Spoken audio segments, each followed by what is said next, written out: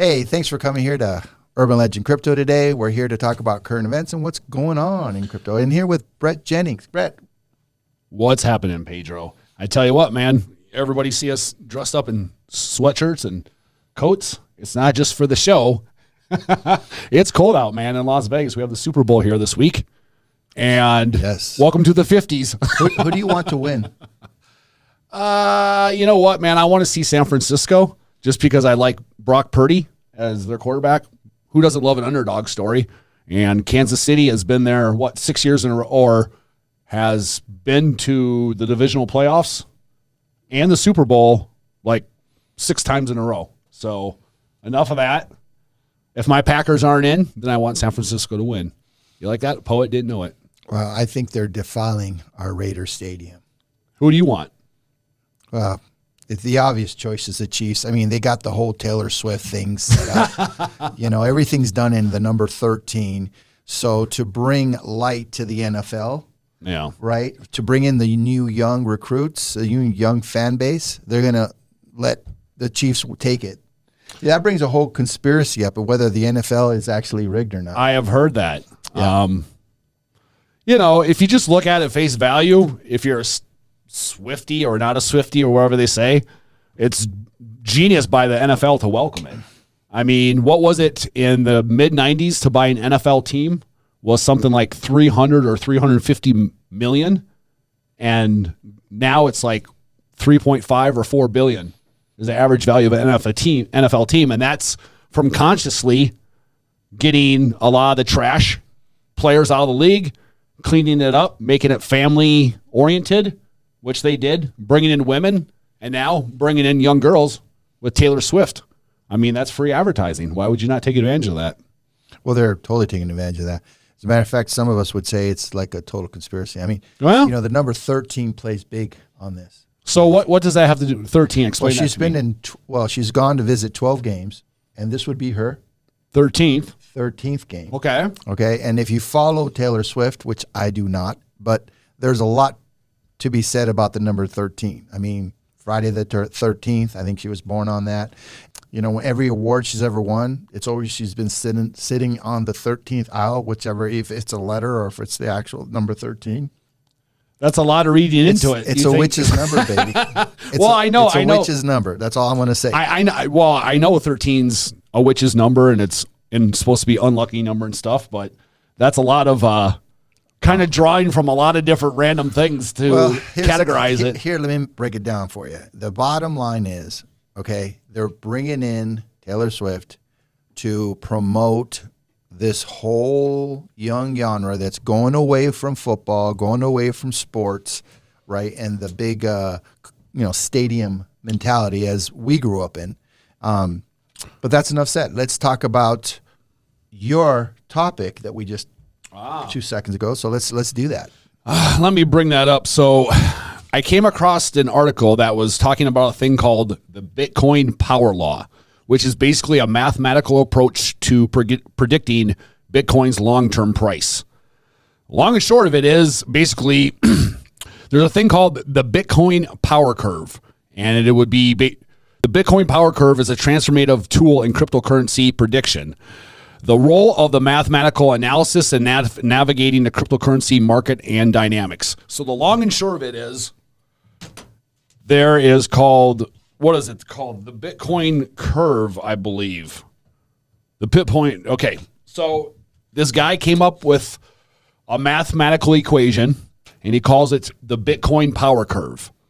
And when applied, you are supposed to be able to mathematically predict the future long-term price of Bitcoin and where it's going to be at, where it's going to be at. But even more, this is a model, a mathematical model that not only can you apply to Bitcoin, but he supposedly says you can apply this to many, many other cryptocurrencies as well. And I'm not going to get into the mathematical equation about it because I don't understand it. But it doesn't really matter. This guy is a mathematician. He's a very prominent mathematician. I think he might be a scientist as well, but he came up with a Bitcoin power curve, which basically predicts the long-term model, and it's supposed to be dead on. What he's using for proof of that is basically everything that's happened in the past and it's spot on for what he can predict for the future of it. With that being said, I'm a little bit skeptic simply because Bitcoin went from 0.0009 cents to a high of 65,000 at one point. Yeah, and how about when like and 64? Okay, well, regardless, that's in what, a 15-year period.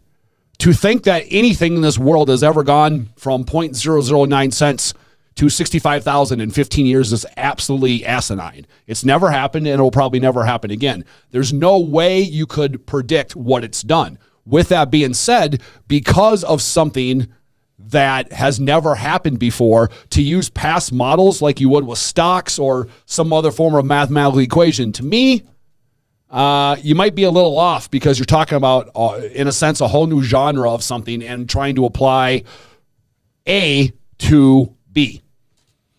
You know, I think I can speak relatively intelligently about this. Yeah, he's probably off. It's probably going to be higher. Max Kaiser, back in the day, him and Peter Schiff would always go battle each other, right? And Max always wins in the end. And so there isn't only one ring, and the ring of power. That's Bitcoin. Really, everybody else is just pales. There's really no other Mount Moriah, if you would. There's only Bitcoin. And yeah, I love the utility of all of these different types of coins. But like you're saying, what has gone from almost nothing until recently back up to 47? As a matter of fact, there's an article here in Cointelegraph where they're talking about it's at 47,700, the date of this article. And in here, it shows that we haven't been at this scale since 2021. And it shows here all of the numbers and what's basically happening. And it describes a bunch of fun tech stuff. So if you guys want to go in there, go right ahead. But at the end of the day, Bitcoin is going to be in the millions. So I don't care if you buy or don't buy. This isn't financial advice. But if you don't own one, you're going to regret it. And you're going to regret it soon. So is there going to be a dip? You tell me. You seem to believe that there's going to be. Mm-hmm. I think there's going to be a dip. Well, here's the question. There's always some sort of dip that happens at some point. What do you think the dip is going to go down to? Because it's already gone down 20%. And honestly, now it's back up to 47,000. So that 20% dip is gone. Well, there's a lot of people that take profits, right? So once it hit all-time highs, like this isn't an all-time high, but it is a high from 21. So there's going to be a lot of people that are going to take money off the table, a lot of investors. Okay. So I'm thinking it's going to have a 30% dip at least. Okay. It might even go 50% dip. But once it does, you just buy more, right? And there's people out there making a living buying within $3,000 or $4,000 increments. Yeah. Right? They buy it, they sell it, they buy it, they sell it. And then we were just saying that to a colleague of ours. He was asking about Bitcoin right before we started the show today. And I'm like, you know, you don't have to, it's 47,000 today.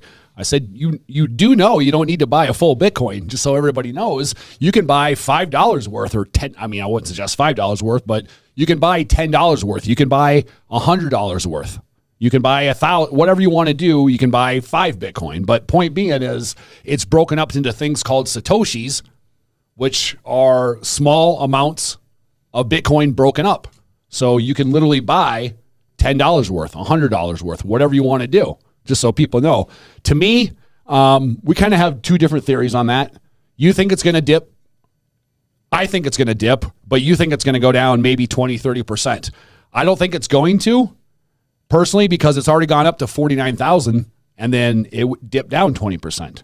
And now it's back up to 47,000. So that would, saying it's going to go dip down another 20 or 30% after this. Regardless, my theory is I don't think it really matters personally.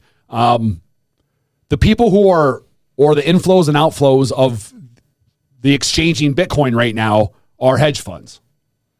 And to me personally, if I'm BlackRock and I'm worth trillions of dollars, if you believe the end goal, which I do, I believe that at the end of the day, years down the road, maybe sooner than later, that Bitcoin is going to be the ultimate store of value, just like gold used to be. Whereas every financial instrument that exists is going to be backed by the store of value of Bitcoin.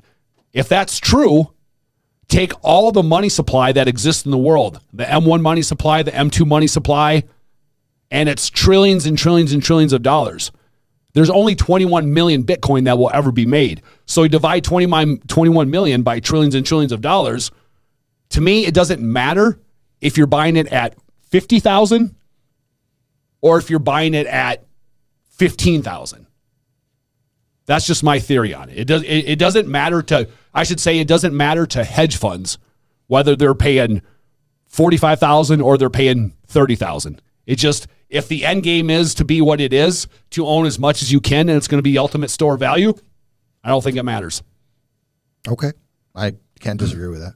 Well, what other thing do we have to talk about here, Bret? Whoa, a couple other things, man. All right, so that was that first one.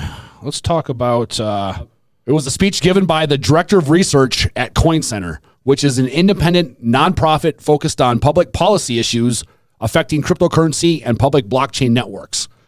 So he gave a speech in front of Congress, and he went through a series of questions, and to me, the answers that he gave are the most poignant to explaining what Bitcoin is to people who don't understand Bitcoin. More importantly, why Bitcoin is important, right? It went from 0.009 cents to what it is now. Why is that? Obviously, there's people that felt it was important. To me, why did it go from nothing to something? Because people gave it value. That's why. Why did people give it value? Is at the root of it all to me. So he basically says a series of questions, which is number one, what is Bitcoin? Bitcoin is the world's first cryptocurrency, and it works because of the world's first public blockchain network. What does Bitcoin do? It's simple. It lets you send and receive value to and from anyone in the world without using more than a computer and an internet connection. Why is it revolutionary? Because unlike every other tool for sending money over the internet, it works without the need to trust a middleman. The lack of any cooperation in between, means that Bitcoin is the world's first public digital payment infrastructure. And by public, I simply mean available to all and not owned by one and not owned by any entity. So he goes on and on and on and makes a few other points, but you know, his whole point is this, is Bitcoin is the world's first globally accessible public money. And that's what people don't understand, is every currency that has ever existed in the world has been controlled by a central entity, a central government, or a central person. Whether you're talking about governments in the United States or you're going back to kings and queens hundreds of years ago. But every single time, the money supply that has existed in every single civilization has gone to shit. Okay? It's been absolutely abused, and it was used to meet the needs of the people at the time. But guess what people do? People outspend their needs every single time. You start a new war, you need to pay for an aqueduct system, you need to pay for public services, whatever it is. Point being is all of that requires money. And humans are in the habit of spending a lot more money than we can ever save. So what Bitcoin does is it's public money that is accessible to every single person in the world. It's something like 35 or 40% of the civilizations in the world do not have access to a bank account. They don't have a bank account. This gives every single person in the world, if they want, their own bank account. It gives them access to have money and to use money. And no matter what country you go to in the world, it's worth exactly the same. That's what he means by the world's first public, non-owned money. And vote for Bret Jennings in the coming up election. November, I'll be on the ballot. Thank you. Yes, for Bitcoin president. Yes. Bitcoin president of Las Vegas. Yes. This is my vice. This is a very good political speech you just gave. There you go. I'd be a good politician, I think. I think so. I can look right at the camera and tell you what you want to hear. All right. Okay. Well, allow me. Please. Centralization is the downfall of the world, period. And the reason is controlled power in the hands of a small minority is always led to the downfall of its currency, fiat-based systems, even gold and silver-based systems like Rome.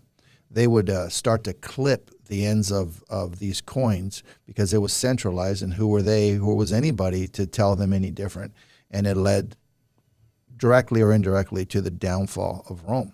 So with the genius of the Satoshi paper, which allows for a decentralized system, is the reason why I support Bitcoin so much, because I've seen, as a student of history, I've seen the downfall of many a civilization, and currently am witnessing the downfall of our current money system. That doesn't mean our civilization won't be saved. It just means that our dollar is going to go down the tubes.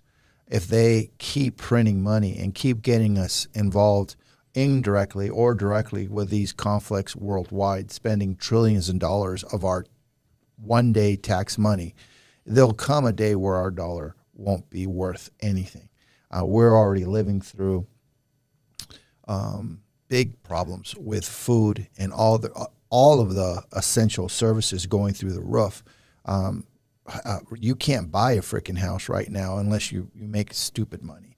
I think it's the last time I saw you got to make about $120,000 That's to be the able thing. to qualify for a property that is $450,000. And then, as far as the grocery bills, I don't know about you, but our grocery bills have doubled.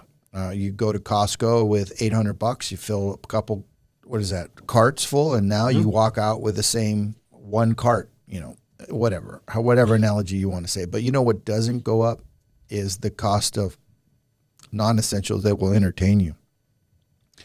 So, for example, we talked about last podcast, you could buy a TV, you could buy anything you want that's going to entertain you, and it's still in a reasonable, unless it's a Taylor Swift concert, of course. I mean, other than that. But if you want to be entertained and get your mind off this world for just a minute, they're going to make it cheap for you.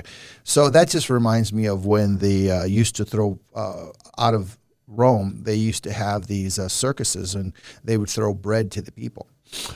You remember the USSR? Yeah.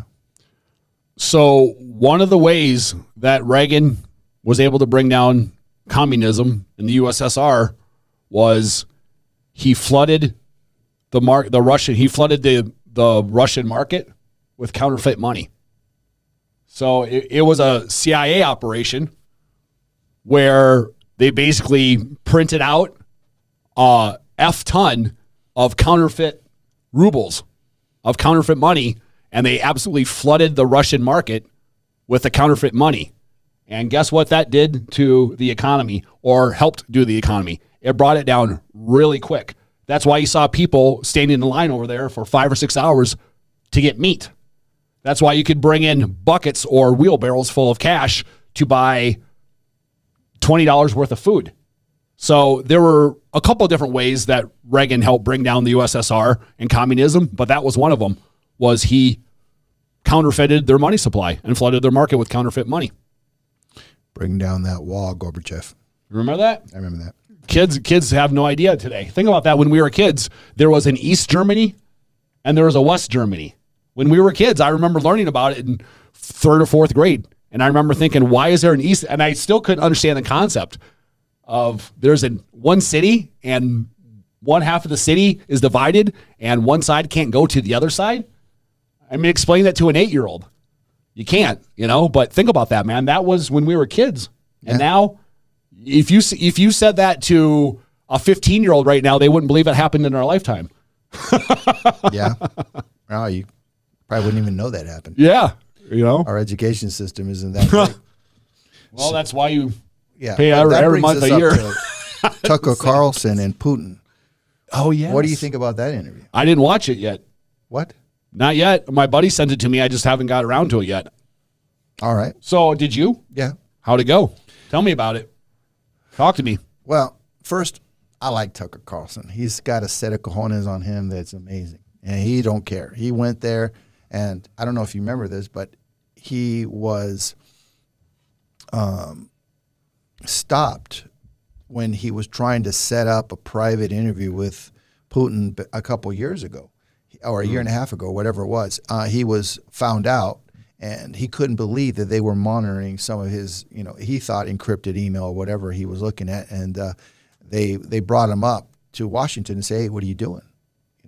Almost accusing him of being a spy.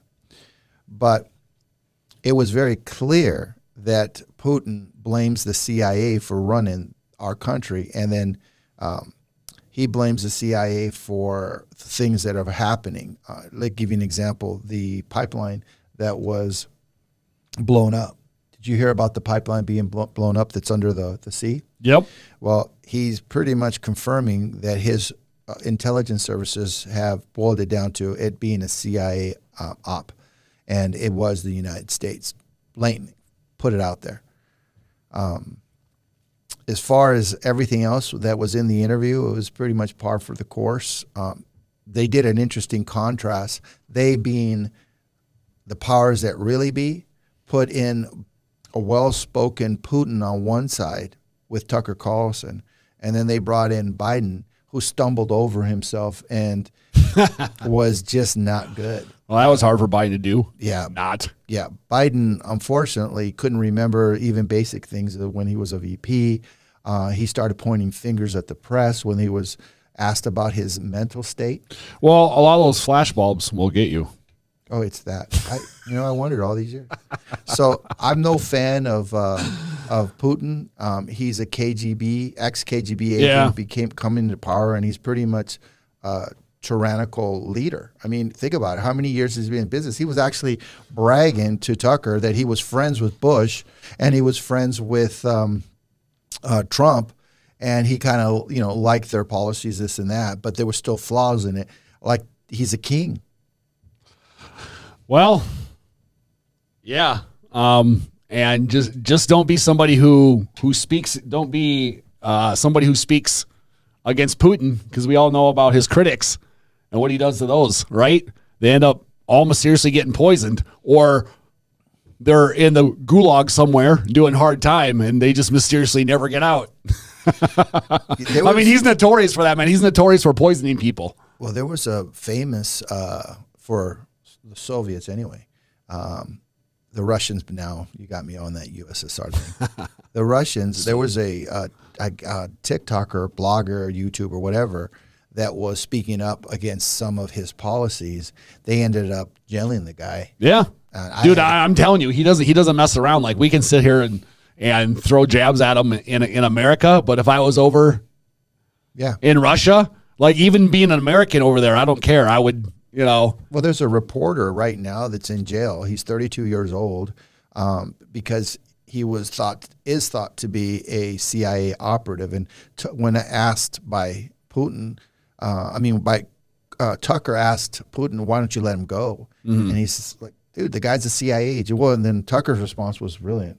Well, he's only 32 years old. Well, hello, people get into the CIA right after university, let's say at 24 or 25. So what the hell does 32 years? That what a rebut. They might have a little bit of a kangaroo court going on over there in Russia, which is 10-minute trial, and everybody on the jury works for Putin. I'm just saying. So I don't want Putin to win, because Putin winning is basically China winning.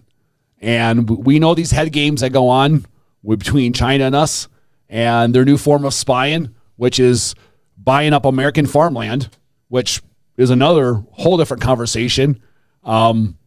So they're buying up a lot of farmland. China is. And it's not that I'm faulting China for trying to come over here and take foot and be able to spy on us in our own backyard. It's these people and these areas that are allowing this farmland and allowing this land to be bought by them, knowing that. Even if you find that out after the fact, we're the U.S. government. We can eminent domain. We came up with, we didn't, maybe not came up with eminent domain, but we use eminent domain every single day. And you're telling me that we can't step in and do something? Absolutely insane. I agree. Putin is telling Tucker that he has no interest in attacking Poland or Latvia. I can't pronounce that very well, so sorry, folks.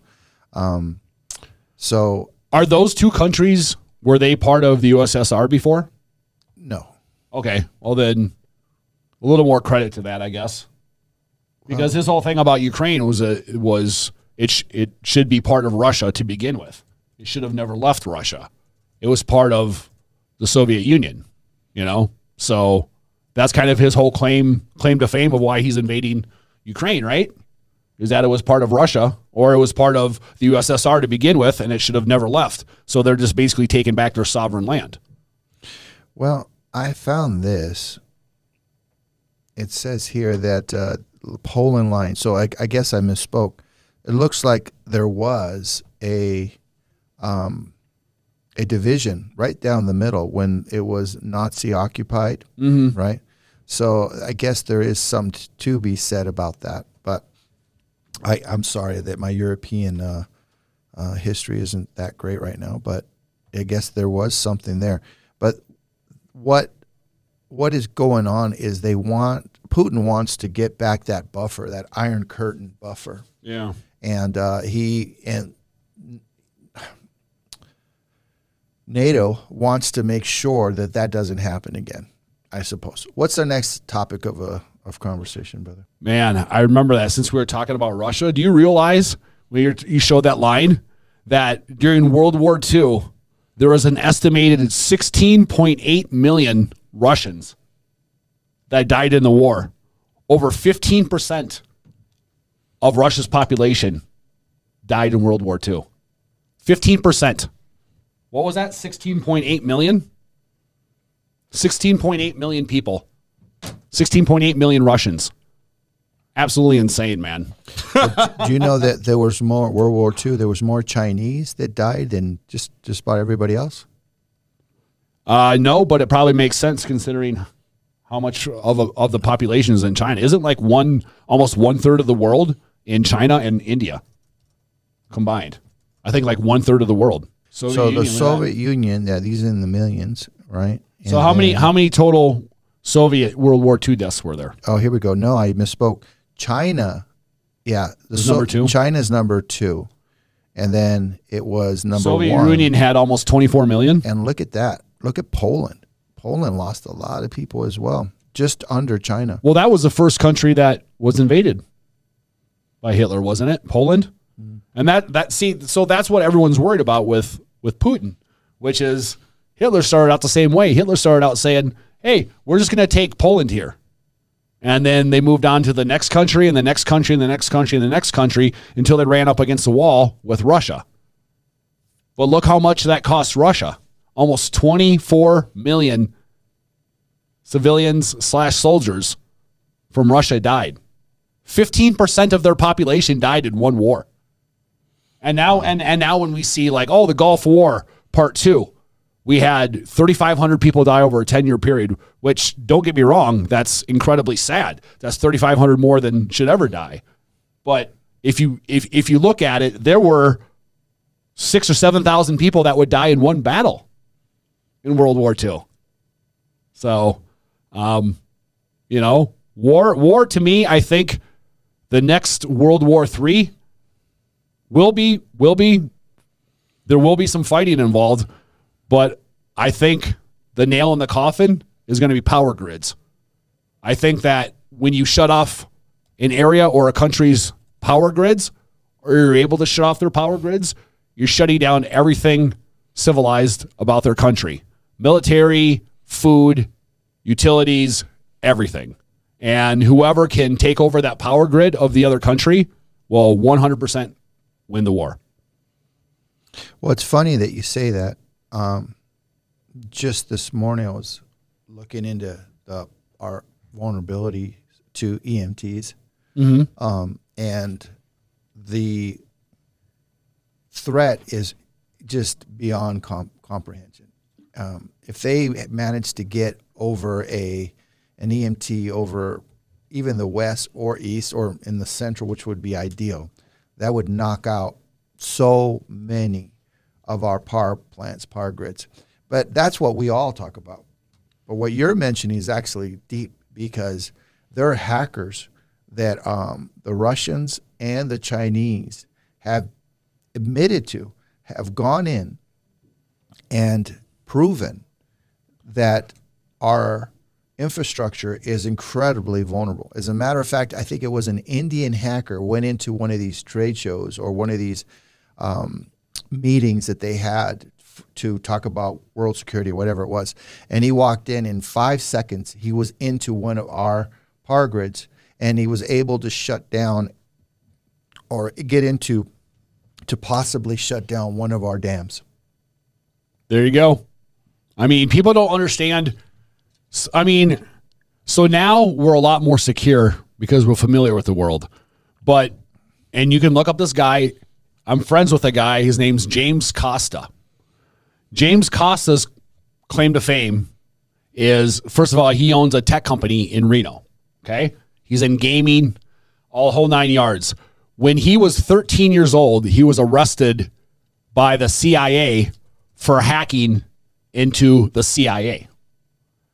So both his parents were math professors at the University of Wyoming, and they were also rocket scientists. Both his parents worked at the nuclear facility that was in Wyoming as well. They were contracted out. So he would get together with his friends every weekend, and we're talking the 80s, way before. And he got together with his friends every weekend, and they would basically sit there and get on their computers, and they would try to see who could hack into whatever it was to whatever company was, as a bunch of 13-year-olds would, as dares. Like, oh, you went that far? I bet you can't hack into this. And there was dares with each other. He was able to hack into the CIA because, check this out, you would think that it was some brilliant move that he used mathematics and all these things to figure it out. No.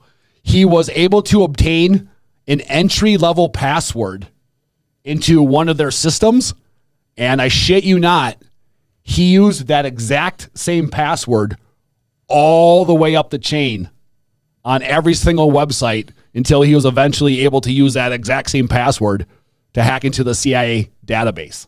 Wow. And then the next day at 5 in the morning, the FBI showed up outside his house and he was arrested. True story, James Costa. Look him up, Kosta. So super interesting guy. The judge basically said, I could give you 50 years, but I don't know what to do with you because you're a 13-year-old and you're obviously incredibly smart. So I don't want to throw you in jail. So he sent him to a group home with a condition that when he turned 18 years old, he would have to join the military. It was judge order. He goes to the group home until he's 18, and he joins the military, and he ended up becoming a Navy SEAL. Wow. So he was a Navy SEAL for a couple of years and got hired directly out of the military by Bill Gates personally, and then basically was mentored by Bill Gates. And you want to know how he was able to sell a company when he was 23 years old for $10 million? Because that's who his mentor was. Anyways, that's quite a little side story. Well, it kind of reminds me of this movie. Those who know, know. Yep. War games, right? Mm-hmm. Yeah. Basically the same thing. Yeah. You know, and obviously you couldn't do that now, but it's just funny that we kind of got on that subject because everybody thinks some 13-year-old hacker hacks into the CIA that he was some genius, which he is. Don't get me wrong. I mean, just by his genes of his parents being both rocket scientists, but he literally used a standardized password all the way up the chain until he hacked into the CIA. Crazy. Yep. So, all right. One more thing. You want to talk about one more thing? What else? Or a couple more? Oh, the last thing I find interesting is, Pedro, let me ask you a question. Why are there only 21 million Bitcoin? You ever thought about that? So people know there will only ever be 21 million Bitcoin ever created. But why 21 million? Don't know. I never thought about that. Why not 20 million? Why not 40 million? There's two different theories on that.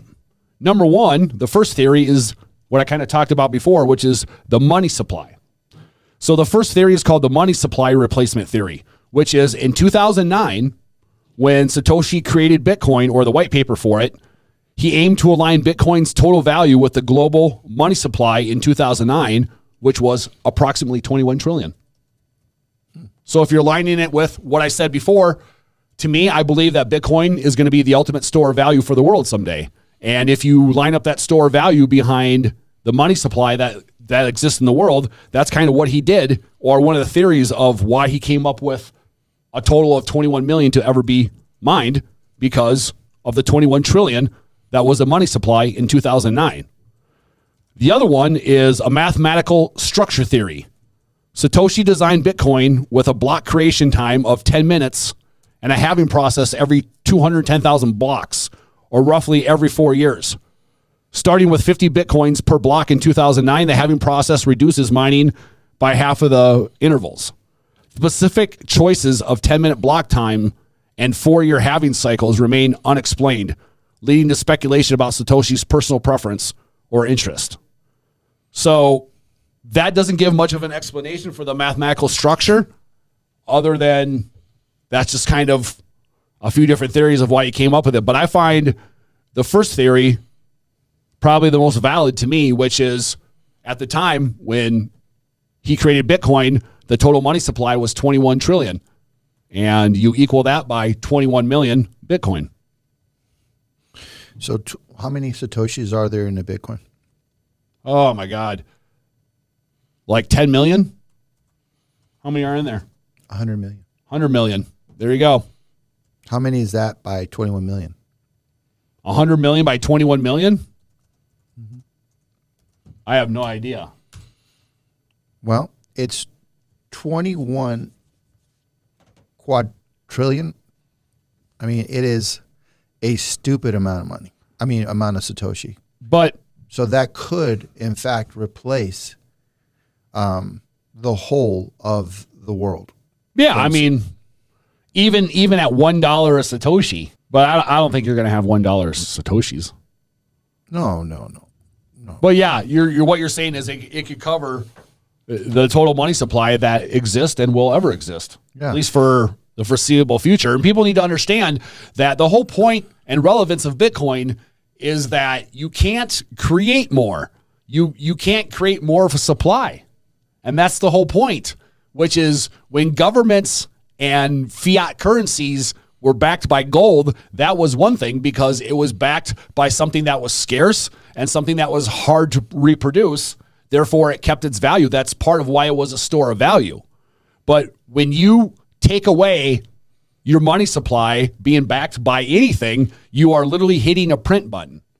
So we have the money supply that we have in the world right now because we can every single country hit the print button. That doesn't mean that's the actual value of the world, of all the money supply in the world, because half of it's made up. Well, this is what the Wolfram Alpha came up with. So this is the input. It's 22.1 times 10 to the 15th power, which is 2 quadrillion, not 21 quadrillion. I blew that. So the length is 16 digits. That's pretty freaking amazing. 2 quadrillion. I think that's enough. I think we'll be fine. But here's why. As you go, all you need is 21 million with 100 million Satoshi, because as the value goes up per Satoshi, then the value of those 2 quadrillion becomes more and more. So you could never outvalue. You can't even outspend that. It's like, for example, right now, I used to be able to go to the store and buy a $3 loaf of bread way back 8 months ago. Now it's $4.99 on sale, right? So did the bread change? No. I heard it's better yeast now. Yeah, the bread's the same. It's probably worse. Oh, okay. It may even be smaller. But the bread technically is the same. What's changed? It's the exchange value. So if your Satoshi is worth 0.000001 cent, whatever that number is, as it goes up those digits, then what happens is you can use it as an exchange of value depending on what the consumers are willing to trade for. So today, the value of a whole Bitcoin is $47,000 approximately at the date of this recording. So you divide that by 100 Satoshi, and that's what a Satoshi is worth. But what happens when it's worth 100 million? Yeah. Now, how much is a Satoshi? So the answer is a dollar, right? So, I mean, could things change rapidly with Bitcoin? Yeah, they could. Well, so people need to understand that the way that money is spent and invested is going to completely change if Bitcoin became the ultimate store of value. I mean, we've talked about this before in the podcast, which is the American dollar from the time of the Revolutionary War until right now. Even the American dollar, which is considered the greatest or the strongest currency in the world right now, has depreciated over 2,300% since the Revolutionary War. I'll say that again. The American dollar has depreciated since the Revolutionary War over 2,300%. You can't do that when it's backed by Bitcoin. You can do that when you can hit the print button. And that's all I got to say about that. What do you think about that, Pedro? I just kicked some knowledge, didn't I? You know, that's some serious knowledge. That's some serious knowledge, man. Actually, look, I know what I'm talking about. Yeah, the dollar. Look at that, man. That's since destroyed. 19-something. Yeah. I mean, think about that. Our 23, and that's the strongest currency in the world, has depreciated 2,300% in its lifetime. And we're the youngest country in the world. Yeah. Think about that even more. You know, not only are we the strongest currency in the world, but we're the youngest country in the world. And our currency has still gone down 2,300%. Insane. So if anybody is familiar with, doesn't know what Starlink is, it's a series of satellites created by SpaceX, aka Elon Musk. And it's basically a whole series of satellites that are in the sky, and no matter where you're at, no matter what remote part of the world you are, you could be in the middle of an ocean, in the middle of the Indian Ocean. You could be on an island in the middle of the Indian Ocean, and you'll still be able to get internet. So one of the use cases that they're proposing right now, which is, you've heard of the Houthis over in the Middle East that are hijacking these cargo ships. One of the things that they want to do, which is have an automated, basically humanless cargo ships that are able to go from point A to point B, no matter where in the world it is. And they can use all of the Starlinks from Starlink satellites. They can use all those coordinates that will be provided from them to steer the ship automatically from one port to the next. So you won't have to worry about the Houthis coming in. You won't have to worry about pirates. You won't have to worry about any of that stuff. I mean, just think about the human element that you're going to be able to completely remove and still be able to have cargo go from point A to point B simply because of satellites that are simply because you're taking the coordinates for the ships from the satellites that are in space. What do you think? Well, Starlink has its use. They help the Ukrainian people pretty much get out of Dodge so they can get connected when the Russians shut them off. They've helped the Mauis. They help the people of the great city of Maui. I think it is a vital service. I think it could be turned into something. If Starlink was taken over by the governments of the world, I think it could be a bad thing. It's like a Skynet situation. But as long as Elon Musk has control of it, I'm good with it. I got no issues with it. I think it's a great way to help people in distress and for them to make a profit, where the countries that don't have an infrastructure. Yeah. So yeah, I got nothing negative to say. I like them. I'll be happy just to be able to finally get internet in Summerlin. just so people understand about Las Vegas. Okay, so the new part of Summerlin where they're putting all the new construction, literally $1, $2, $3, $4, $5 million homes, yet you can't get cell phone reception. Crazy. Ironic, don't you think? A little too ironic. Yeah, I really do. I'm not think. singing again. Done that one. It's like rain. My brother lives in North Carolina on a wedding day, and he is so happy right now because they finally put in fiber optic cable up there in the Smoky Mountains. See, that's what I'm saying. You know, So why does North Carolina have better reception than Summerlin in Las Vegas? That's the point I'm trying to make, which is when I show homes there, I'm like, yeah, you like this $3 million house? By the way, don't be on your cell phone. I don't know if they realize this, but you can't even open up a lockbox unless there's some decent reception. Believe me, I know. It's like I literally have to get to my showings in Summerlin like 15 minutes ahead of time just so I can shut off my wireless. You know what actually works on the lockboxes? If I shut off my wireless. If I shut off my internet, it then seems to work. Isn't that weird? Weird. Anyways. So, all right. So, what's our next topic, brother? Man, I think we're about topic out. Topic out. I mean, we had it's booming right now. We'll see if it keeps on going. All right. So, I'm going to talk about some. Yep. All right. As the 13 followers that we have now know that I have an issue with what happened in Maui. Right? They know it's absolutely crazy. I don't think it was an accident. I don't think it was a fire. But what is now coming to light is as bad, but doesn't have the same ramifications for the people. And that's what happened in Chile. Chile, as a country, has just suffered a major attack, in my opinion. They say it's forest fires again. But then if you look at the video footage from the average person that's there, you can put those side by side with what happened in Maui, and there's virtually no difference. You see that there's, let's start with, they proved already that there was a balloon or a satellite, if you would, over that same part as was Maui. And then now all of the damage that you see is, in my opinion, from a laser. And right now, there is laser beam technology that comes from these satellites that could take out a city if they wanted to. And why are they doing this? The research that I've done just basically shows that they want to build these 15-minute cities. There's this city in Chile, it's called Viña del Mar, which is one of the best cities and most populous city in Chile. First being Santiago, the second being Viña del Mar. And it is likened to a San Diego here. Okay. And all of a sudden, there is, in the poor sides and in the most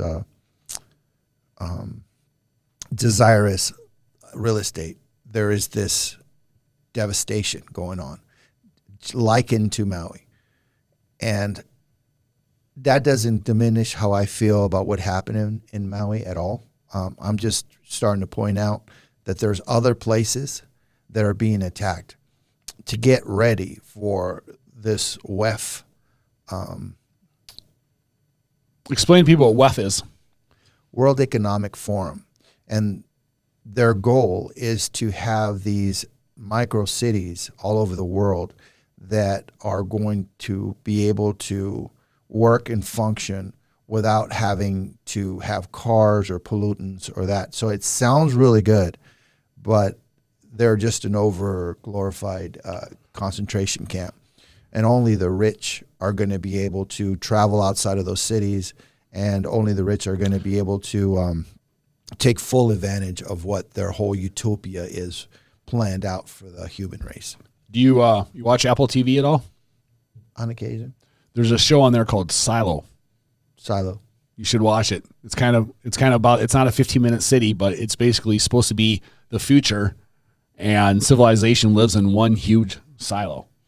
And I mean, it's so big that there's people who've lived their whole lifetime at the top of the silo and never been to the bottom of the silo. Yeah. But it's all about that. And the whole point is you then, as the leaders or the government, have 100% control of everybody and everything that happens in there. And you see that you see that in the show. It's actually pretty interesting concept of the way that they set it up. So, but yeah, Silo. Silo. Okay. S-I-L-O. Okay, I'll check it out. I'm telling you, you'd love it. It's good. It's a good show. Yeah, there's this movie with Matt Damon, and I think it's called Elysium. Yeah, that's okay, I've heard of that. Yeah, and what it is, it talks about an Earth that has, all right, well, here's the picture of Elysium. And this one's a video game, but whatever, you get the point. So that took me all of 5 minutes to find. I don't know if it was It's a video game, but whatever. So it shows the Earth being ravaged, and then above it there's this ring, and that's where all the rich elite live. Okay, so they are not going to do that ring, but it's metaphorical to show that there will be a distinction between classes and people, and I think they're preparing for that. That's just my opinion, and it really saddens me that this happened in Chile. I don't think it's cool. Anyway, that being said, let's wrap her up. You have anything you want to add? You will own nothing, and you will be happy. I think he means you'll own nothing. That's what I said. You said oh. Oh. You'll own nothing and be happy. Yeah. We own nothing right now. Yeah. So do you own anything? just less shit to pay off. All right. Well, hey, thanks for joining us. And this is our signing out. Take care.